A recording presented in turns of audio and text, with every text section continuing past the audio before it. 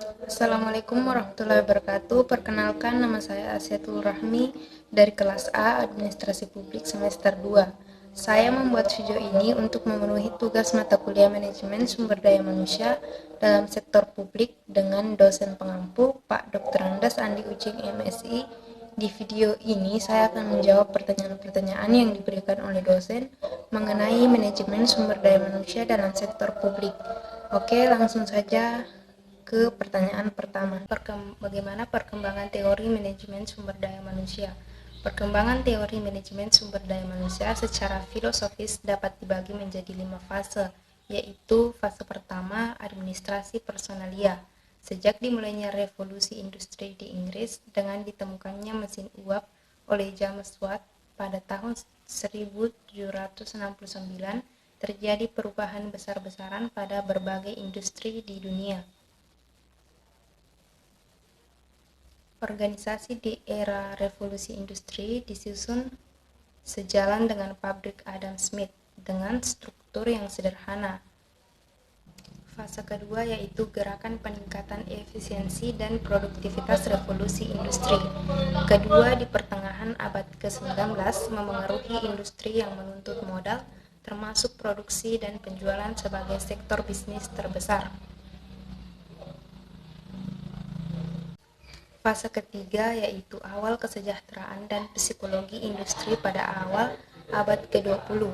Persaingan yang meningkat dan tuntutan yang mendesak untuk memenuhi pesanan membuat pemilik pabrik memperhatikan produktivitas secara serius dan berbagai isu yang menjadi fokus seperti ketidakhadiran karyawan dan turnover yang tinggi dengan mendirikan departemen personalia untuk pertama kalinya pada tahun 1914 untuk perekrutan dan seleksi pekerja dan pemeliharaan catatan karyawan.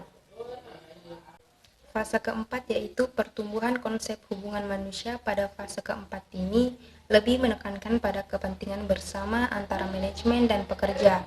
Inti dari pendekatan hubungan manusia adalah tanggung jawab utama dari manajemen yang efektif untuk mengadopsi pendekatan hubungan manusia terhadap personelnya. Fase kelima yaitu periode modern dalam bisnis modern. Pembentukan divisi sumber daya manusia sepenuhnya terintegrasi dengan strategi perusahaan. Dalam periode ini, pengelolaan sumber daya manusia mencapai kemajuan luar biasa dengan manajemen by objective, human resource management, human resource development, dan strategic human resource management. Pertanyaan kedua, bagaimana asumsi dasar teori manajemen sumber daya manusia? Selama lebih dari 40 tahun terakhir ini, para pakar perilaku organisasi dan manajemen di Amerika Serikat berusaha untuk lebih memanusiakan doktrin employment at will dengan mengembangkan seperangkat asumsi baru yang melihat hakikat pekerja sebagai manusia yang lebih utuh untuk melandasi pengembangan konsep atau model sumber daya manusia.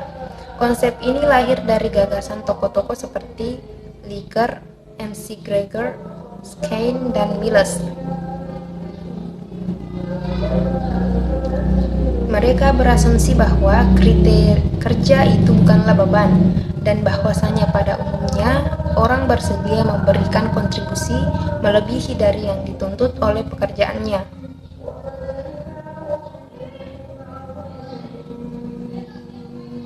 Tugas manajemen adalah bagaimana menggali sumber daya insani dari dalam diri pekerja melalui penciptaan suatu iklim kerja yang kondusif, di mana setiap anggota perusahaan tergugah semangat untuk memberi kontribusi yang terbaik.